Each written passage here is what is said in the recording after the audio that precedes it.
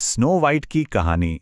हम सबको लगता है कि हम इसे अच्छी तरह जानते हैं, है ना? पर जो कहानी हम तक पहुंची है, वो तो बहुत बाद में बदली गई थी।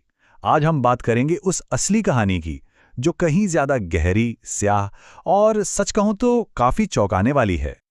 कहानी की शुरुआत होती है एक रानी की इसी अजीब सी ख्वाहिश से, और इसी ख्वाहिश से दुनिया में आती है स्नो वाइट। लेकिन यही खूबसूरती, जो एक वरदान होनी चाहिए थी, आगे चलकर उसका सबसे बड़ा अभिशाप बन जाती है। तो चलिए, कहानी के पहले हिस्से में चलते हैं। एक रानी का जानलेवा घमंड। स्नो वाइट के जन्म के कुछ ही वक्त बाद महल में आती है एक नई रानी, और बस यहीं से कहानी का असली स्याह पहलू शुरू होता है। तो ये जो नई रानी है, स्नो वाइट की सौतेली माँ, दिखने में तो कमाल की खूबसूरत थी, लेकिन उसकी खूबसूरती के पीछे ना घमंड और एक जालिम दिल छिपा था।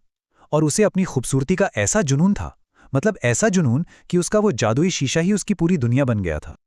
और कई सालों तक शीशा उसे वही बताता रहा जो वो सुनना चाहती थी। जब तक वो सबसे सुंदर थी, रानी की दुनिया में सब चंगा था। लेकिन ये सुकून ज्यादा दिन टिकने वाला नहीं था। और यहां एक बात है जो सच में हैरान कर देती है, स्नो वाइट की उम्र।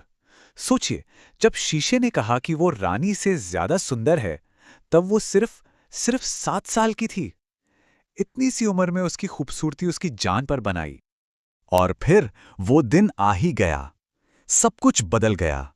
शीशे का बस एक जवाब और रानी का घमंड चकनाचूर हो गया। उसकी जलन एक ही पल में जानलेवा नफरत में तब्दील हो गई। और यहीं से कहानी का सबसे खौफनाक मोड़ शुरू होता है। रानी का गुस्सा वो इस हद तक बढ़ गया कि उसने एक शिकारी को बुलाया और एक ऐसा हुक्म दिया जिसे सुनकर रूह कांप जाए। उसे सिर्फ स्नो वाइट की मौत नहीं चाहिए थी, नहीं, उसे तो सबूत चाहिए था, एक खूनी सबूत, कुछ ऐसा जिसे वो अपने हाथों में पकड़कर तसल्ली कर सके। खैर, शिकारी को उस बच्ची पर रहम आ गया। उसने स्नो वाइट की जगह एक जंगली सूअर को मार दिया। लेकिन कहानी का जो अगला हिस्सा है ना, वो सच में रोंगटे खड़े कर देने वाला है। रानी ने उस दिल को पकवाया और खा लिया, इस वहशी ख्याल में कि वो अपनी ही सौतेली बेटी का दिल खा रही है। तो अब कहानी के दूसरे पड़ाव पर आते हैं। रानी की पहुंच से बहुत दूर स्नो वाइट की जिंदगी में एक नया मोड़ आता है। वो मौत के मुंह से तो बच गई, पर असली लड़ाई तो अभी बाकी थी। जरा सोचिए, वो नन्ही सी बच्ची उस घने डरावने जंगल में अकेली घंटों तक बस भागती रही, और फिर उसे एक छोटी सी कुटिया नजर आई, 7 बौनों का घर। शायद यही उसकी आखिरी उम्मीद थी। बौनों ने उसे पनाह तो दे दी, पर एक शर्त पर। उसे घर का सारा कामकाज संभालना होगा, खाना बनाना, साफ सफाई, सिलाई धुलाई, सब कुछ। मतलब एक सीधा साधा सौदा था, जान की सलामती के बदले घर की पूरी जिम्मेदारी। लेकिन बौने समझदार थे। वो जानते थे कि असली खतरा अभी टला नहीं है। उन्होंने स्नो वाइट को साफ साफ चिता दिया, देखो, सावधान रहना, तुम्हारी सौतेली मां को जल्द पता चल जाएगा कि तुम जिंदा हो। किसी भी अजनबी के लिए दरवाजा मत खोलना। और अब आता है कहानी का तीसरा और सबसे सनसनीखेज हिस्सा, एक जान पर 3 हमले। बोनो का डर सही साबित हुआ।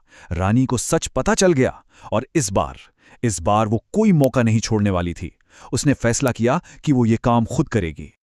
जैसे ही शीशे ने फिर से बताया कि पहाड़ियों के पार 7 बौनों के साथ रहने वाली स्नो वाइट ही सबसे सुंदर है, बस रानी के सब्र का बांध टूट गया। वो गुस्से से पागल हो गई और खुद स्नो वाइट का काम तमाम करने निकल पड़ी।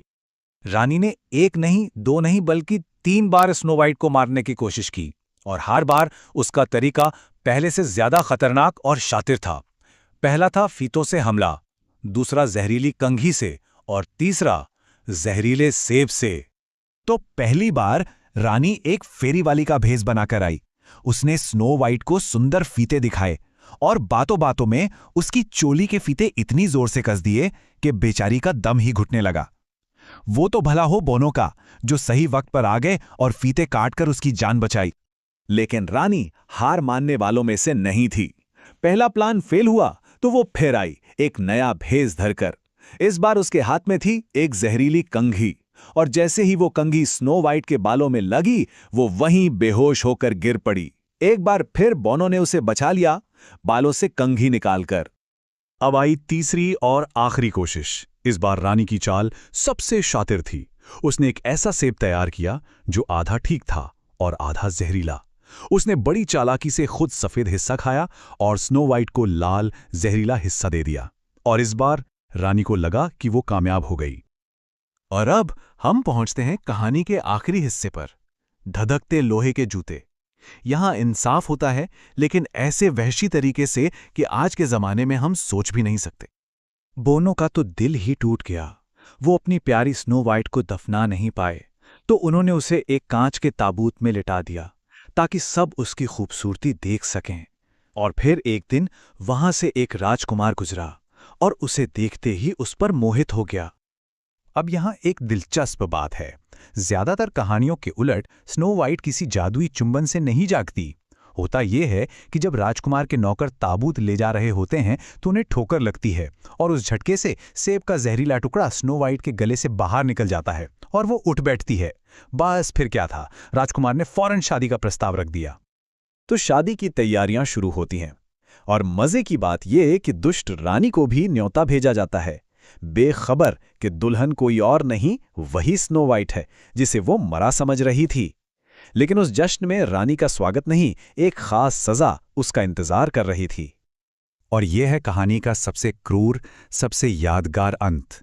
रानी को आग में तपाए गए एकदम लाल लोहे के जूते पहनने के लिए मजबूर किया गया और उन धधकते जूतों में उसे अपनी सौतेली बेटी की शादी में नाचना पड़ा, तब तक जब तक वो दर्द से तड़प तड़प कर मर नहीं गई।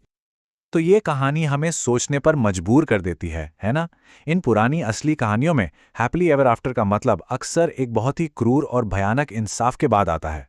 तो सवाल ये उठता है कि क्या उस दुनिया में सच्ची खुशी ऐसे इंतकाम के बिना मुमकिन ही नहीं थी?